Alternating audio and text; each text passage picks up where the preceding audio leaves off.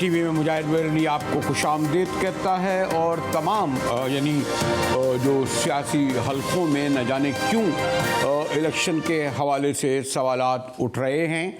हमारे chief justice of Pakistan काजी फ़ाइज़ ईसा एक से कई बार कह चुके हैं कि 8 फरवरी की तारीख़ जो है वो पत्थर की लकीर है और इसीलिए 8 फरवरी दे दी गई। लेकिन सवाल ये भी उठा कि इलेक्शन कमीशन ऑफ पाकिस्तान ने 9 तारीख को यानी एक हफ़्ते पहले जब इलेक्शन शेड्यूल का गालिबन 2 दिन में बाद देना है 17 ऐसी दरख्वास्तें कबूल की जो इसमें इंतखाबात के रुकवाने की दरख्वास्त की गई थी। जी ये एक लिहाज से तो मैं तौहीन अदालत के ही मुर्तकब समझूँगा। फिर अभी जो फ़ैसला आया है ख़ास तौर पर जो रिटर्निंग अफसरान हैं, एक लाहौर हाई कोर्ट ने उस फैसले के तहत रिटर्निंग ऑफिसर की तैनाती बल्कि उनकी ट्रेनिंग रोक दी है।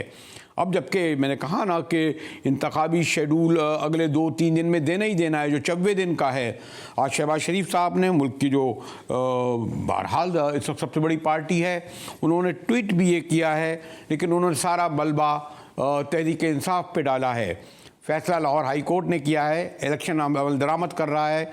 किस तरह जिम्मेदार है तहरीक इंसाफ। मेरे साथ इंतहाई सीनियर सीडेंट तहरीक पाकिस्तान मुस्लिम लीग नून के रहनुमा मोहतरम शेख रोयाब हैं। शेख साहब, मैंने कहा ना एक बड़े तवील अरसे से नून लीग से वास्ता है, उन लोगों में से नहीं है जो हमारे सियासी ज़बान में फसली बटेरे कहते हैं।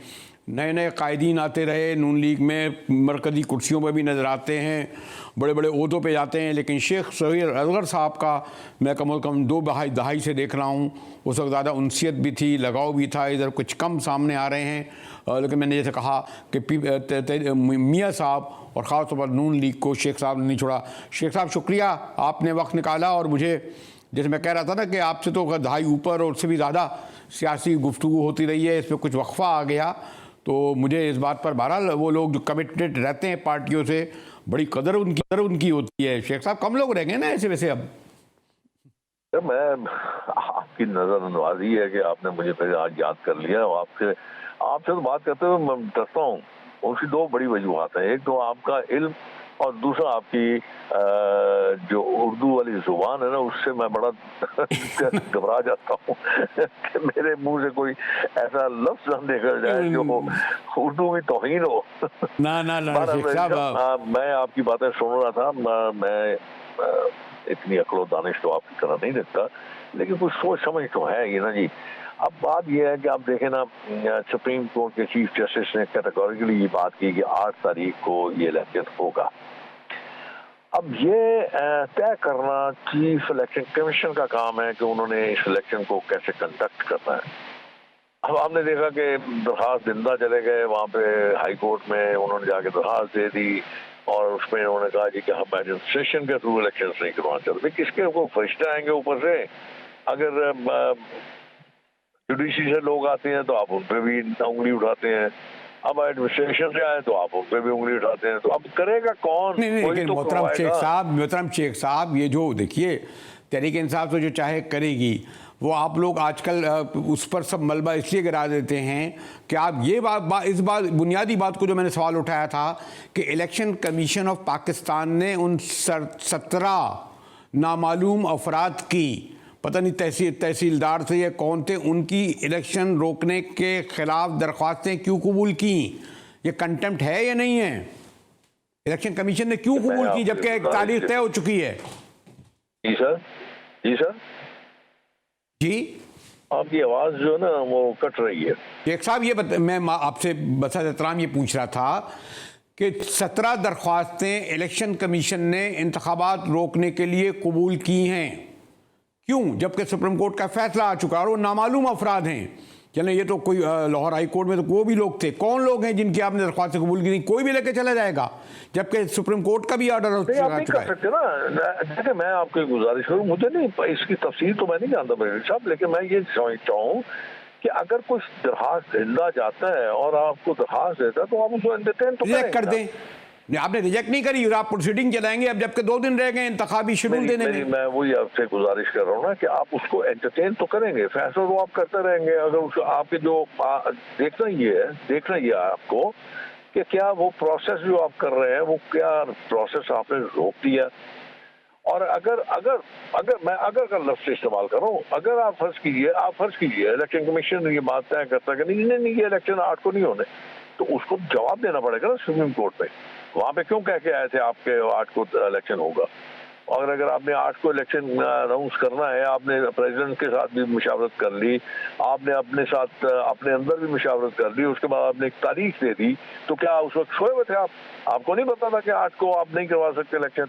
और दूसरी बात यह है कि जब आपने सुप्रीम कोर्ट में ये तय कर दिया, सुप्रीम कोर्ट ने आपको तारीख नहीं दी, सुप्रीम कोर्ट ने इतना कहा था कि आप जाके सदर से मुशावरत करें और तारीख का तयन कर दें, और आपने सुप्रीम कोर्ट में जाके तयन कर दिया।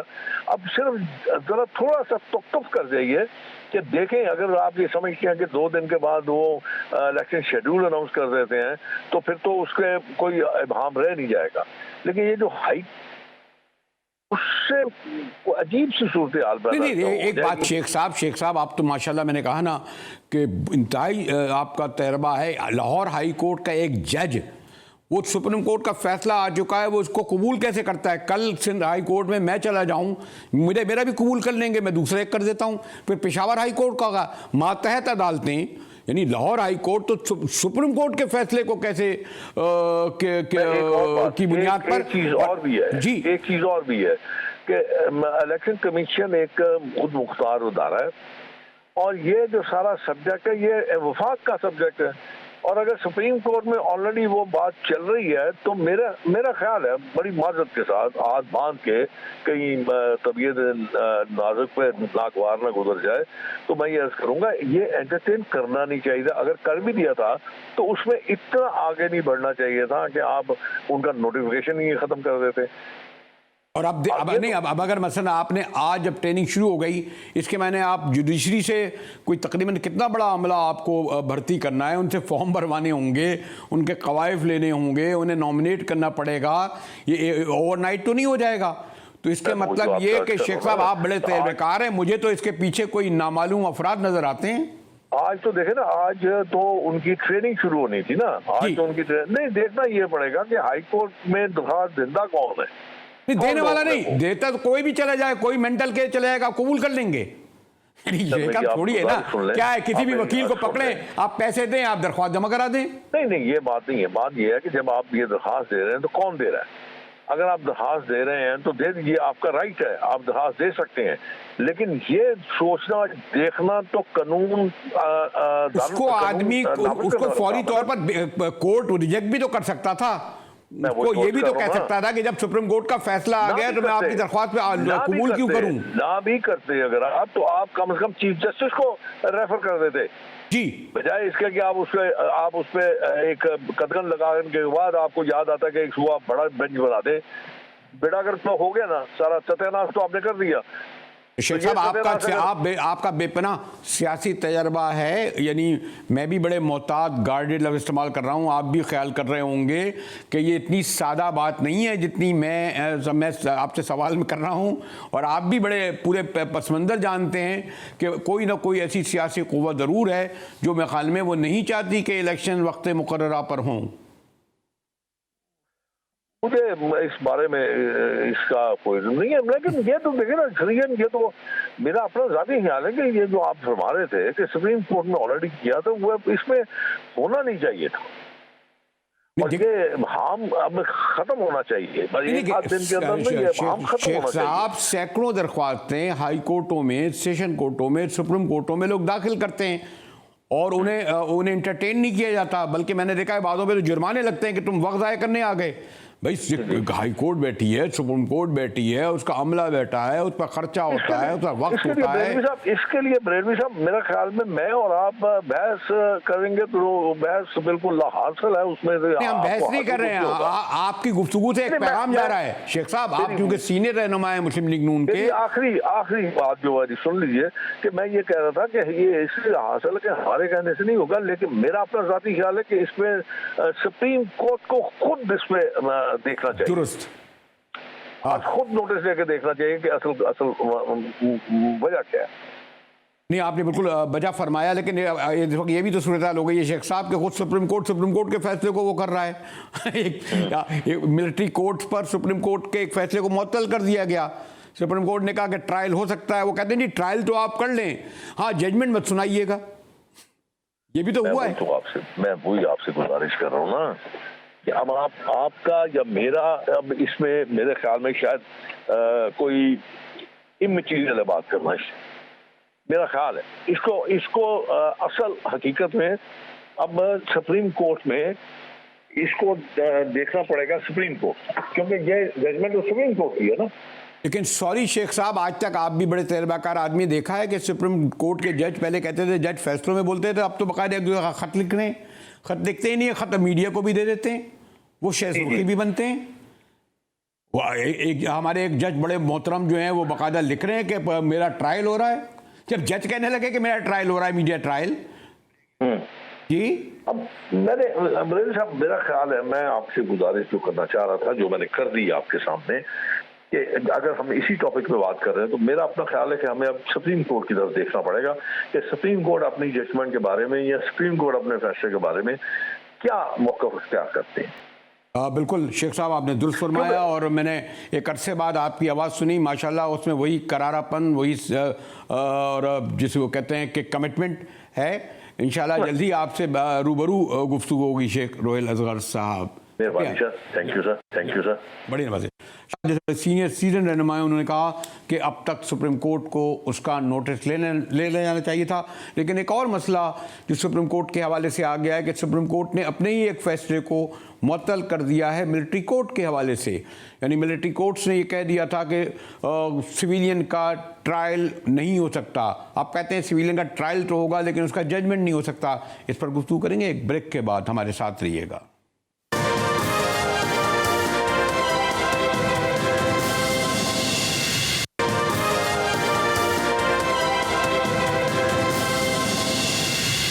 टीवी में एक बार फिर मुजाहिद वली आपको खुशामदीद करता है। एक आज हाई कोर्ट का फैसला आया, उन्होंने जो पूरा इलेक्शन प्रोसेस को इस तरह रोक दिया कि जो इंतखाबी अमला था उसे मुअत्तल कर दिया कि उनका ख्याल है लाहौर हाई कोर्ट का कि लेवलिंग प्लेइंग फील्ड एक पार्टी को इससे नहीं मिल रही। उससे पहले सुप्रीम कोर्ट का भी एक जो फैसला मिलिट्री कोर्ट के हवाले से आया, उसने उसी सुप्रीम कोर्ट के फैसले को मुअत्तल किया जिसने करा था। मेरे साथ पाकिस्तान बार काउंसिल के चेयरमैन इंतहाई सीनियर सीजन रहनुमा मौजूद हैं। शुक्रिया पातशाह साहब। और बहुत ही सादा ज़बान में मैं ये कहूँगा कि हमें अदालतें एक दूसरे से उलझती नज़र आ रही हैं, मुझे कोई लफ्ज़ नहीं आया। मसलन अगर कल का फैसला देखें, अब एक सुप्रीम कोर्ट का फैसला जब ये आ चुका है कि 8 फरवरी के इलेक्शन की तारीख़ जो है वो पत्थर की लकीर है। मैं वैसे अपनी बीवी से एक आध बार कह चुका हूँ कि मुझे शक है, क्योंकि चीफ जस्टिस ने इजाज़त दी है कि बीवी से ज़रूर कह सकते हैं, तो वो तो मैंने उनको कह दिया। लेकिन एक हाई कोर्ट यानी जब ये करेगा तो इससे फिर शहबाज शरीफ साहब ने कहा ना कि इलेक्शन के ख़िलाफ़ साजिशें हो रही हैं। इलेक्शन कमीशन का अब आज से ट्रेनिंग शुरू होनी थी, फिर नया अमला मुअत्तल होगा, 2 दिन शेड्यूल में रह गए हैं। तो ये समझ में नहीं आ रहा, और आप मुझे थोड़ा गाइड कीजिए कि सब आला अदालत कोई फैसले दे दे। जैसे लाहौर हाई कोर्ट के, अगर session court Lahore high court के खिलाफ फैसला दे सकता है, Lahore high court supreme court के फैसले की नफी कर सकता है। देखिए, सुप्रीम कोर्ट के फैसले की नफी ना तो कोई हाई कोर्ट कर सकती है और ना ही डिस्ट्रिक्ट कोर्ट कर सकती है, बल्कि सुप्रीम कोर्ट का जो फैसला होता है, जो जजमेंट होती है, वो तमाम सबऑर्डिनेट कोर्ट्स पे आर्टिकल 189 के तहत बाइंडिंग होती है। उसमें ये ज़रूरी नहीं है कि किसी को डायरेक्ट जाए कि आपने ये माननी है, बल्कि कॉन्स्टिट्यूशन प्रोवाइड करता है और ये इसको सुप्रीम कोर्ट के फैसले को ये ताकत देता है आर्टिकल 189 के तहत कि उसको ऑटोमेटिकली इस बाइंडिंग फोर्स उसमें दे दी गई है। तो जहां तक जस्टिस नकवी साहब का तल्लक है, उन्होंने जो आरओज वगैरह जो हुए थे उनको सस्पेंड कर दिया। उस ऑर्डर को मुझे समझ नहीं आ रही कि क्या रीजन दी गई है, कहां से लेते। जब जुडिशरी ने इनकार कर दिया आरओज देने को, तो फिर इलेक्शन कमीशन ऑफ पाकिस्तान के पास कोई और ऐसी राह नहीं थी कि जिसको लगाते माँ सिवाय इंतजामी अफसरान के, और यही अवेलेबल थे जो कि ग्रेड 16-17 के ऑफिसर्स थे, जो कि रिटर्निंग ऑफिसर लगाए जाते और प्रिजाइडिंग ऑफिसर, इसी तरह पूरा जो इलेक्शन का प्रोसेस है वो स्टार्ट हो सकता। अभी वो स्टार्ट हुए ही नहीं और पहले ही एक हाई कोर्ट का एक रिस्ट्रेनिंग ऑर्डर आ गया, तो इस पे हैरानगी बहरहाल हुई है, लेकिन वो ऑर्डर अभी पड़ा नहीं है, उसमें रीजनिंग क्या दी है। नहीं, लेकिन उससे ज़्यादा पातशाह साहब अहम बात ये भी है कि इलेक्शन कमीशन जब सुप्रीम कोर्ट ऑर्डर दे चुका है, 17 दरखास्तें इंतखाबात रोकने के लिए कबूल क्यों कर रहा है? और जबकि 2 या 3 दिन है उसको, मेरा मतलब जब अगर वो नामालूम अफराद की हैं, पता नहीं किन तहसीलदारों की हैं, नाम भी कोई गुमनाम लोग हैं, अगर पातशाह साहब जैसे आदमी कोई करे तो समझ में भी आता है, कोई बड़ा लीडर करता, मतलब ये भी शक में डाल रहा है ना कि आपने दरख्वास्तें ही कबूल की क्यों की, जबकि 8 फरवरी के बाद तय हो चुकी है। ये शक को बढ़ा रहा है ना कि कोई ना कोई। जी बरेलवी साहब, दरखास्तें दायर करने पे कोई कदगन या कोई रुकावट नहीं है। कोई भी शख्स किसी भी इदारे को बाय नेम दरखास्त दे सकता है। ये तो अब आगे उस इदारे का काम है कि वो उनको मेंटेनेबल समझता है या नहीं समझता, और वो डिसाइड कर रहता है, डिसीजन दे देता है, रिजेक्ट कर देता है या मंजूर कर देता है। एंटरटेन लेकिन किया दरखास्तें देना कोई, पातशाह साहब उन्होंने एंटरटेन किया। आपको भी पता है कि लाहौर हाई कोर्टों में और सुप्रीम कोर्टों में बेशुमार दरख्वास्तें दी जाती होंगी, और पता नहीं कौन कौन ज़हनी तौर पर गैर मुतवाज़िन लोग कराते होंगे। अगर सुप्रीम कोर्ट बैठती है, खर्चा होता है, वक्त होता है उसमें, यानी आप इसके मैंने ये ज़ाय करेंगे क्या? वो नहीं रिजेक्ट कर देते हैं ना, जुर्माने लगाते हैं ना कि भाई ये नहीं इंटरटेन करते। तो ये जो इलेक्शन कमीशन ने 17 लोगों की कबूल किए हैं, तो भाई आप लोग हैं कौन? उनके नाम तो शायद किए जाते। कबूल नहीं, कबूल ही नहीं किए, बल्कि कहा है कबूल करके कि हम उनको प्रोसीडिंग करेंगे उसकी। देखिए, इसको कबूल करना नहीं कहते, उन्होंने इतना किया कि एंटरटेन किया। वैसे तो उनको फर्स्ट इंस्टेंस पे उसको ये देखना था कि ये एप्लीकेशंस मेंटेनेबल हैं या नहीं है। किसी छोटे बड़े की बात नहीं है, कोई बड़ा अगर दे तो वो मेंटेनेबल है और छोटा दे तो नॉन मेंटेनेबल है, ये कोई होना नहीं चाहिए।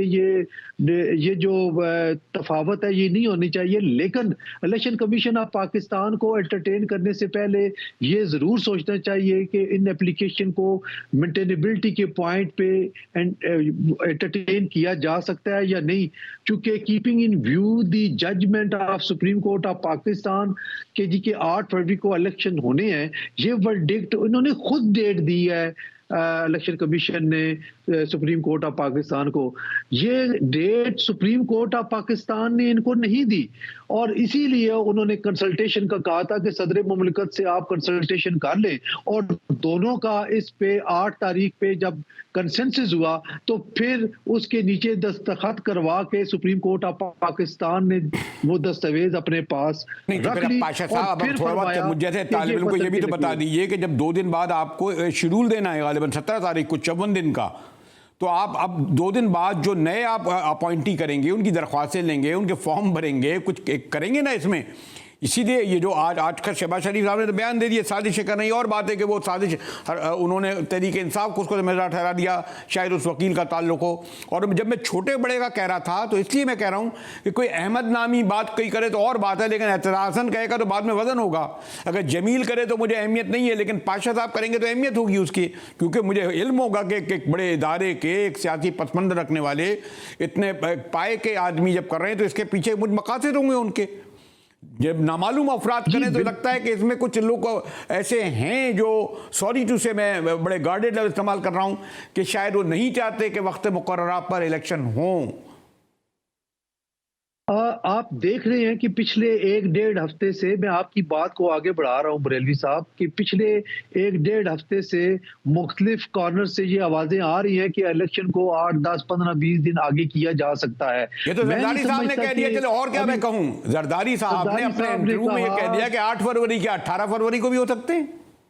मौलाना फजल रहमान साहब ने तो 2 महीने का कह दिया, और बाकी भी इस तरह। और तो ये चीजें बहरहाल नहीं आनी चाहिए, और ये सुप्रीम कोर्ट के उस वर्डिक्ट के खिलाफ है जिसमें उन्होंने ये कहा था कि अगर कोई इस इलेक्शन के हवाले से शकूक व शुबहात भी पैदा करने की कोशिश करेगा तो वो भी कंटेम्प्ट का जो है वो होगा मुस्तो। जब तो लगता है कि शायद सुप्रीम कोर्ट ऑफ पाकिस्तान में जब कोई एप्लीकेशन इस सिलसिले में जाएगी तो इन स्टेटमेंट्स को लेके जाएंगे तो हो सकता है सुप्रीम कोर्ट कोई अपना वर्डिक्ट और दे कंटेम्प्ट के हवाले से।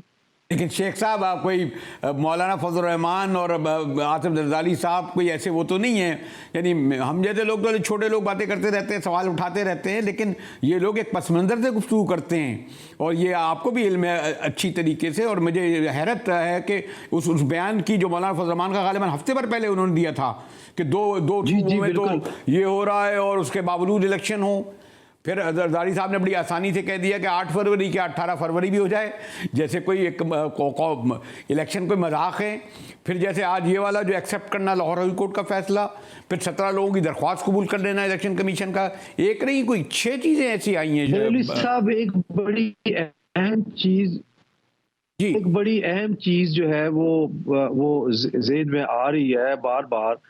कल एक डेलीगेशन पाकिस्तान बार काउंसिल में आया हुआ था, फॉरेन डेलीगेशन था, जिसमें वो 5 जो है वो उनके लोग थे इंग्लैंड से, और वो कौन से वो कंट्रीज वो बहरहाल वो आए। उन्होंने इलेक्शन के हवाले से उन्होंने वो डाटा कलेक्ट कर रहे थे और मुख्तलिफ स्टेक होल्डर्स से वो अपनी इनपुट ले रहे थे।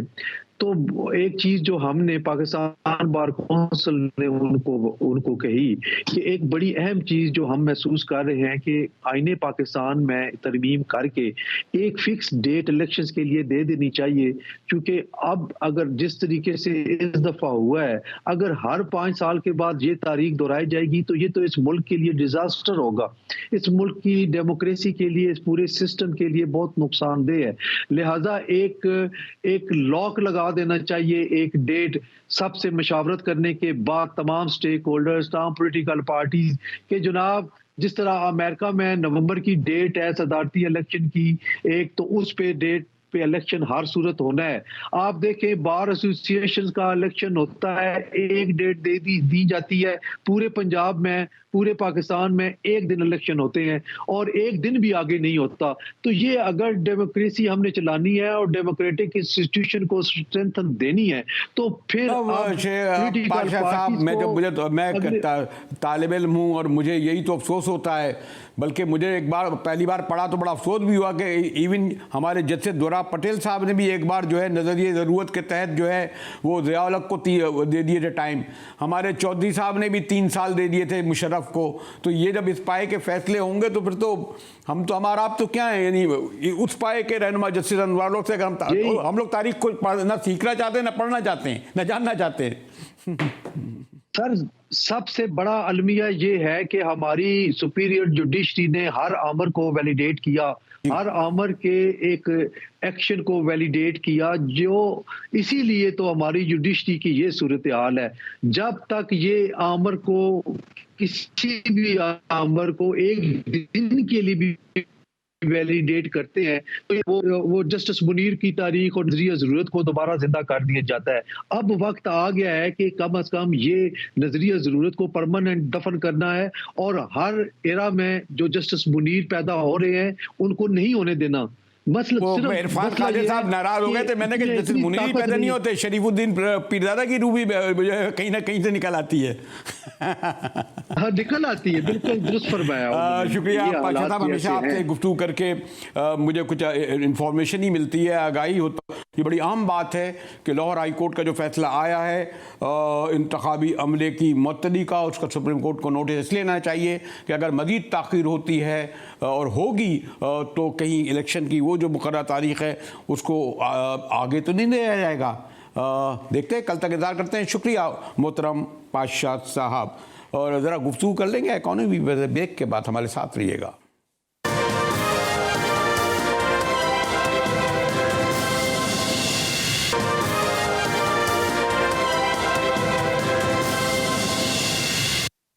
GTV में एक बार फिर मुजाहिद बेली आपको खुशामदीद कहता है। आपको इल्म है कि 25 करोड़ आवाम की आज सबसे बड़ा मसला तो महंगाई है, और स्टेट बैंक जिसके बारे में कहा जाता है कि one of the most important stakeholder है जो मईशत की सिमत का तयन करता है।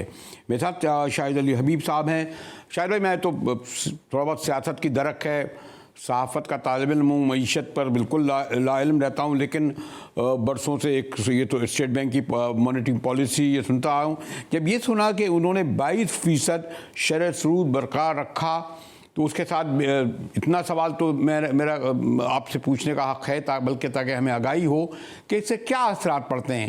ख़ासतौर कहा जाता है कि सबसे बढ़कर ये कि आवाम पर महंगाई का बोझ बढ़ता है, इसके अलावा और क्या शाहिद अली हबीब साहब? देखिए, आवाम के ऊपर महंगाई का तो बोझ वैसे ही है। अगर आप नंबर्स देखें तो गैस की प्राइस अभी रिसेंटली बढ़ी थी, जिसकी वजह से महंगाई थोड़ी सी बढ़ गई और इस महीने की महंगाई अराउंड 29.2% रिकॉर्ड हुई है नवंबर के महीने की, और ये हायर देन एक्सपेक्टेशंस थी, और इसकी वजह definitely increase in the gas price था। और इसी वजह से इंटरेस्ट रेट को मैनेज किया जाता है कि इन्फ्लेशन रियल इंटरेस्ट रेट जो है वो पॉजिटिव रहे।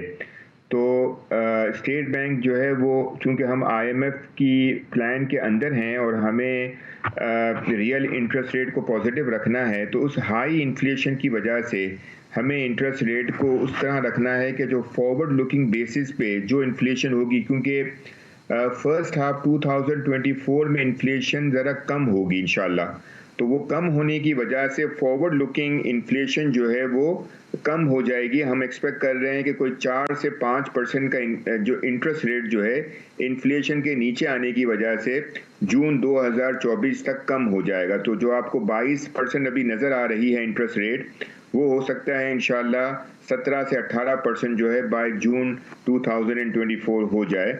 और इसकी वजह, इसका ड्राइविंग फैक्टर ये होगा कि इन्फ्लेशन जो है वो नीचे आएगा, और इन्फ्लेशन नीचे इसलिए आएगा कि जो हमारी जो हाई बेस इफेक्ट की वजह से एक तो नीचे आएगा, और ये जो गैस की प्राइसेस जो ज़्यादा बढ़ी है वो आहिस्ता आहिस्ता आगे जाके, जहाँ तक मेरी समझ में आता है, आपको भी देखते चलते फिरते होंगे, कराची में देख लें, हज़ारों की तादाद में तंदूर होंगे, दुकानें होंगी, चीज़ें बिक रही होंगी, ठेले वाले होंगे, मॉल होंगे, यानी इनफॉर्मल सेक्टर जितना बड़ा है आपको खुद इल्म है। और होता ही है कि जब आप वो जो लोग टैक्स देते हैं, आप जैसे लोग जो फॉलो करते हैं पॉलिसी, वो फिर रोक देते हैं। अगर आप कल एक प्लानिंग कर रहे हैं कि जी मुझे नया नादाद बनाना है, एक और नया नादाद बनाना, कह रहे हैं छोड़े जी किस चक्कर में, क्योंकि 22% मुझे इतने इंटरेस्ट में मिलना है, इससे अच्छा घर में पैसे रखो और घूमो फिरो, तफरी करो। तो ये जो चीज़, इसकी मजमूई तौर पर ये भी तो असरात पड़ते हैं ना। इनफॉर्मल सेक्टर से तो कोई नहीं ले रहा। आपको भी पता है, एक निहारी वाला रोज़ाना 20-25 हज़ार रुपये कमा के ऐसे ही चला जाता है, और एक पाए वाला या ठेले वाला, उसके तो कोई नहीं पूछ रहा। और जो फॉर्मल सेक्टर पे तमाम शिकंजे हैं। जी मुजाहिद साहब, यही वजह है कि आप देखें कि एक्टिविटी कम हो गई है, इसीलिए आप देखें कि हमारी ग्रोथ रेट जो है वो कम है, और वजह कम इसीलिए है कि इंटरेस्ट रेट ज़्यादा हैं, और ये एक मेजर भी होता है कि आप ज़्यादा ग्रोथ की तरफ ना जाएं। हमारा जो प्लान है वो यही है IMF का कि आप अपनी ग्रोथ कम रखें। इसकी वजह यह है कि हमें करंट अकाउंट डेफिसिट को कंट्रोल करना है, हमें अपने रिजर्व्स को संभाल के रखने हैं, और हमारी जहां GDP ग्रोथ ज़्यादा होगी वहाँ हमारा हाई करंट अकाउंट डेफिसिट भी होता है। हमारी इकोनॉमी में जैसे ही ग्रोथ रेट, अगर आपने देखा होगा कि बढ़ता हुआ नज़र आएगा, 5%, 6%, 7% पे अगर हम जाएंगे तो हमारा करंट अकाउंट डेफिसिट भी बढ़ जाता है।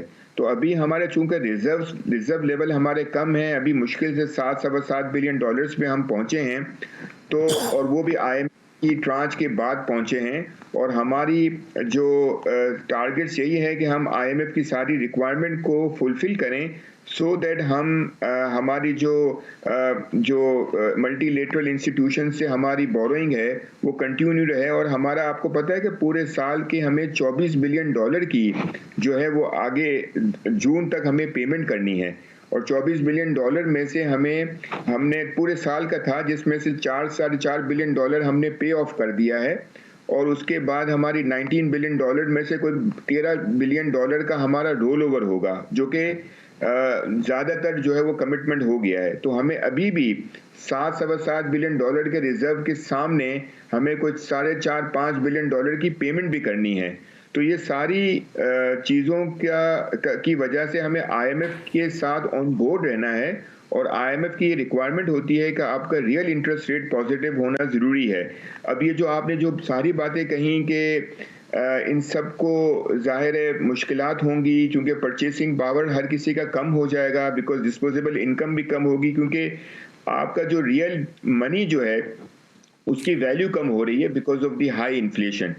तो वो डेफिनेटली वो हमें पेन्स जो हैं वो हमें बर्दाश्त करने होंगे फॉर द टाइम बीइंग, जब तक हमारा रिजर्व लेवल अच्छा नहीं हो जाता, जब तक हमारा टैक्स रेवेन्यू बढ़ नहीं जाता फॉर्मल सेक्टर से, और जो इनफॉर्मल सेक्टर जो है वो किसी तरीके से फॉर्मलाइज ना हो जाए। आई मीन हमारा टोटल टैक्स रेवेन्यू हमें आना। शायद हबीब साहब मेरे ख्याल से सबसे कम तो जो हम मईशत पर देते हैं, इसीलिए मुझे आप करना पड़ा, लेकिन आपने बहुत सादा तरीके से ये बताया कि स्टेट बैंक के जो शरह सूद बढ़ने से ओवरऑल मईशत पर क्या असर पड़ेंगे, कि किस किस तरीके से हम IMF से कनेक्ट हैं, बाउंड हैं, और उसके सबब हम अपनी पॉलिसी बनाने पर मजबूर हैं, जिसका बोझ यकीनन आवाम पर पड़ता है।